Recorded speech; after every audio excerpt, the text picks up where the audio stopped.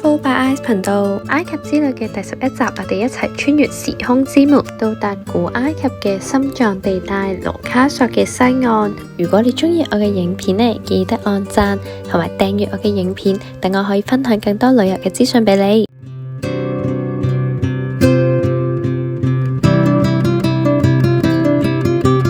喺我哋眼前呢一片呢荒蕪嘅山谷呢，佢就係被稱為帝王谷，係古埃及新王國時期嘅法老同埋貴族嘅安息之地，亦都係世界好出名嘅考古寶庫。同金字塔嘅張掖呢係走截然唔同嘅路線，帝王谷嘅陵墓呢全部都係依山而建，而且係深埋地下，就係為咗呢躲避後世嘅盜墓干擾。喺呢個帝王谷入邊呢，已經有超過60個嘅陵墓呢已經開展咗考古發掘嘅工作，其中呢就包括舉世聞名而且保存完好嘅圖坦卡門陵墓。雖然而家好多考古發掘出嚟嘅陵墓呢都係空空如也，透過啱啱提到嘅圖坦卡門墓呢，我哋可以見到呢一位法老呢，雖然年紀輕輕就已經離開人世，佢嘅陪葬品呢仍然都係十分豐厚，尤其是呢個舉世矚目嘅黃金假面。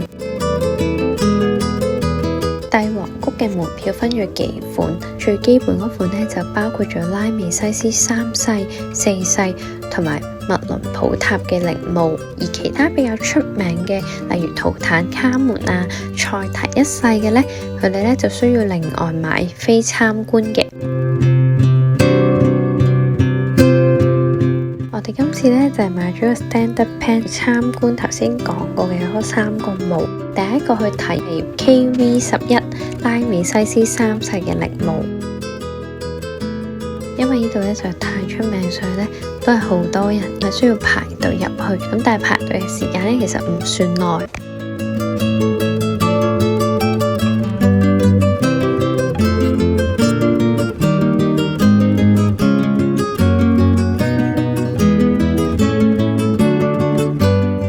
一入到嚟咧，就已經見到兩邊啦，同埋天花板咧都已經有壁畫。由入口咧到祭祀廳同埋墓室，全部都係連埋一齊。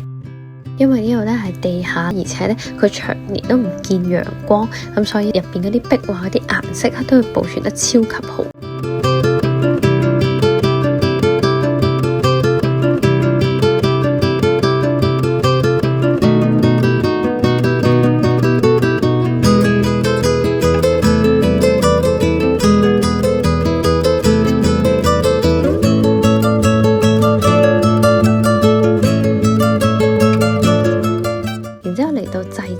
仲有好豐富嘅象形文字咧，去寫翻呢個拉美西斯3世咧，同埋各種神嘅祭祀場面。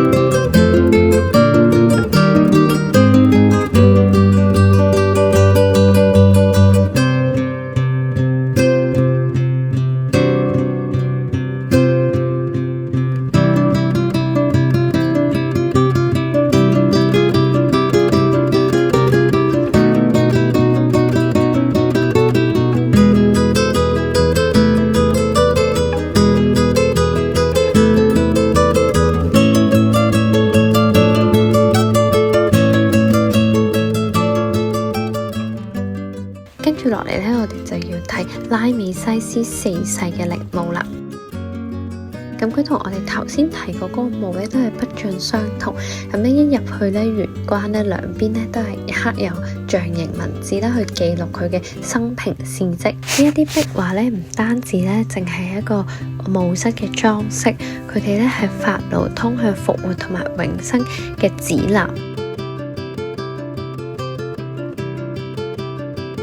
而呢個墓室嘅特別之處呢，就係佢中央放咗一個好大嘅石棺，天花板呢係刻有天之書同埋地之書，兩本書呢都係對稱分佈，必係用星星同埋太陽作為裝飾。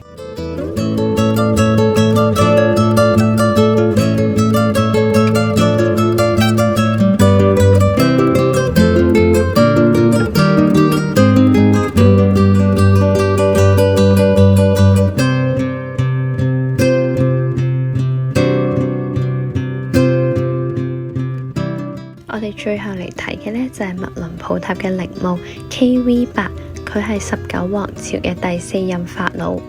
因為呢，佢係帝王谷嘅低洼地區，之前呢成日都水浸，所以呢牆上好多嘅壁畫呢已經嚴重損毀同埋脫落，而且呢專家都係冇辦法再將佢哋復原翻，所以呢就係我哋而家睇落好似好樸素嘅陵墓。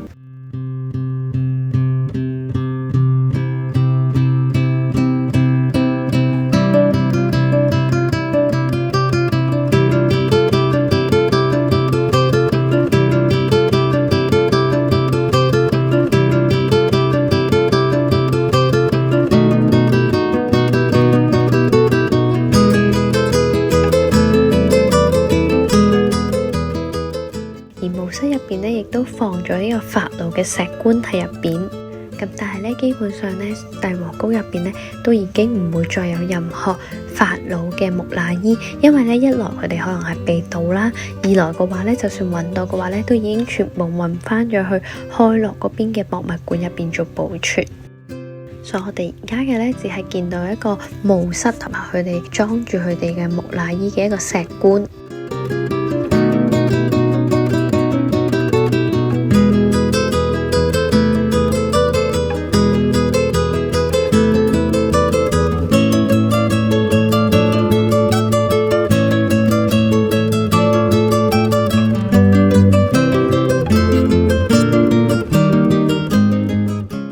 知唔知道咧？埃及都有武則天呢。咁下一集我哋就會去睇埃及嘅女法老 Hatshepsut 嘅神廟。